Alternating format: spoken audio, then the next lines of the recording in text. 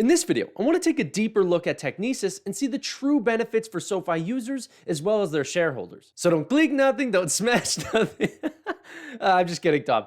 No, seriously, click and smash everything, okay? Look at my subscribers. I actually need it. Anyway, let's jump right into the video. Technisys is an all-in-one technology platform that allows for different banks and fintechs to actually be able to create their own financial products and services and deliver them based on their own customers' needs and behaviors. That includes all sorts of products that include deposits, loans, and even payments. This full acquisition is costing SoFi around $1.1 billion, for which they actually chose to pay in terms of SoFi shares. Now, that's exactly 84 million shares at a price of around $13.08 per share. This caused a little bit of dilution because obviously it's 10% of SoFi's overall share count, but that being said, we are actually acquiring an amazing business. So let's talk about the offering here. So whenever we look at their strategic rationale, what we can see here, Technisys' cyberbank platform is strategically critical at cloud-native, multi-product, extensible modern digital banking core for SoFi Bank, credit card, and other new products. By other new products, they're also talking about things like lending services or even buy now, pay later, for example. And the opportunity to offer new products and services to Galileo's existing 100+ partners, and actually now 100 million enabled accounts, generating favorable revenue synergies. And thirdly, actually an opportunity to actually diversify Galileo's customer base into Technisys' customers, which are about in 11 new geographies, mainly in Latin America as well. And then lastly, there's the joint go-to-market with both Galileo and Technisys to actually search out new partners that maybe wouldn't have went with either company if they weren't together as one amazing company. And then Anthony Noto, the CEO of SoFi Technologies, actually said that these points are in order of Technisys actually going to Galileo to spread their products to those partners, and then the opposite way. So Galileo actually selling their products to Technisys partners, and then thirdly, the new partners that would come if these two partners weren't together already. And then what I love about SoFi and Anthony Noto is the idea that they're actually going to keep on the CEO of Technisys to continue to run the business. Miguel Santos is the actual founder of this company. He's going to know it better than anyone else. So there's no point in killing off the founders and trying to put in your own management whenever you can actually just have him reporting directly to Derek White, who's actually the CEO of Galileo. So these companies are going to work very closely together. And then another point is the fact that Anthony Noto pointed out that we are going to be using Technisys products for all of our products coming up soon. This could actually take till 2024, 2025, but we're slowly going to be migrating all of our products onto their own core, which should save a lot of money. They see this saving around $75 to $85 million until around year end of 2025, and then $70 million annually every year after that. Right now, they have SoFi checking and savings as well as their credit card businesses on two separate third-party cores, which means it's very hard for these technologies to talk between each other, which makes decision-making also very hard and costly because it's a different company that's actually doing this. Having everything on one core and ledger allows for faster real-time decision-making, more personalization, and a platform to build new products. Anthony Noto actually said, "We expect to be able to use one core for a broad range of existing new products from deposit to checking to lending to credit cards and new products to come." Anyway, he also goes on to say, "We're acquiring an attractive business that we believe is the best next generation technology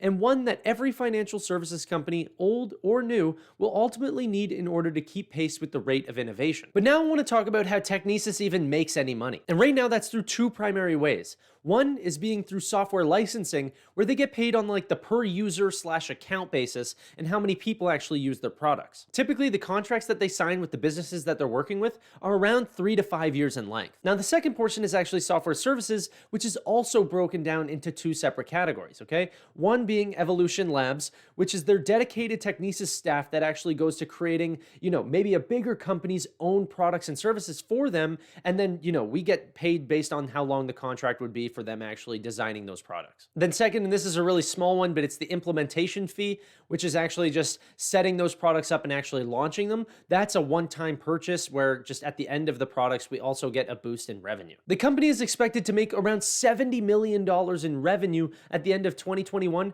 which is approximately a growth of 24% from 2020. And personally, I think that this growth is going to spike once we actually allow Technisys to open their floodgates of products into Galileo's customer base, which is by far the biggest amount of customers that they've ever seen. SoFi actually expects that they will actually add on an additional $500 to $800 million by 2025 of year end onto their revenue, which should be actually incremental margins and revenues for the company. And in their words, should actually accelerate how fast their 3-year compounded annual growth rates are going to be heading for SoFi. Anthony Noto actually comes out and says this really cool offering for whenever they bring Galileo and Technisys together. He says, if you're a small community bank, regional bank, or credit union, you just don't have the technical chops inside your company to build out what SoFi's built out, or what any other neobank companies have built out. So many of them over time have come to us and said, can you build us a white label end-to-end example like you have for SoFi?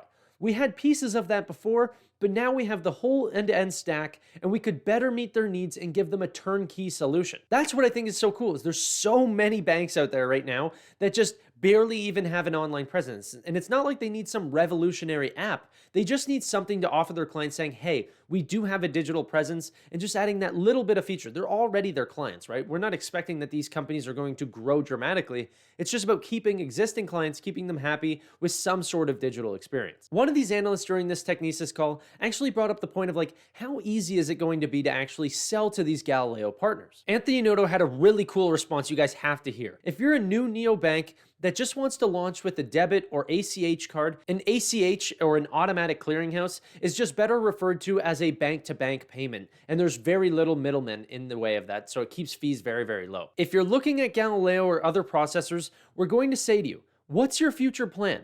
Do you want to build a debit and ACH? Because if you do, we'll differentiate you against the competitors on these factors.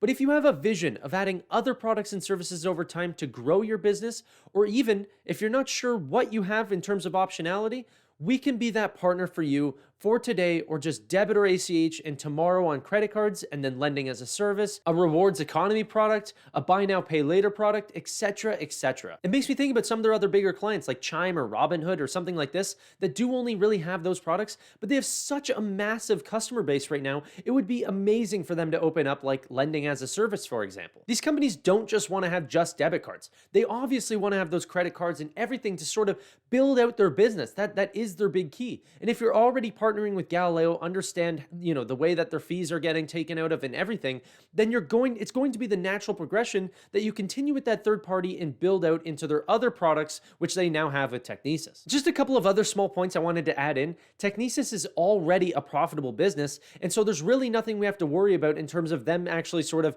eating away at their own cash flow. We bought this company with no material debt obligations, and they're very well capitalized right now. And now this part is pretty cool, okay? So Technisys' Cyberbank platform actually comes with its own third-party marketplace. This is the same as like a Shopify or a Salesforce that allows for third parties like, I don't know, but Salesforce is even one of them, but DocuSign or Twilio or Plaid or Okta to actually be able to sell their products directly through Technisys' marketplace. This makes us even bigger of a target whenever it comes to, the bigger types of clients like Chime that might actually want a lot of those different features, okay? And it also makes us very happy in terms of, our relationships with something like DocuSign that actually gets a piece of new revenue because of all these new clients that we're showing them off to. Plus, we also get a portion of that revenue too for owning the marketplace. I am becoming increasingly confident in Anthony Noto's ability to acquire new companies and boost the overall success of SoFi in the long term. And whenever I mean long term, I mean like 2030. And if you want to see my plan to actually retire off SoFi stock by 2030,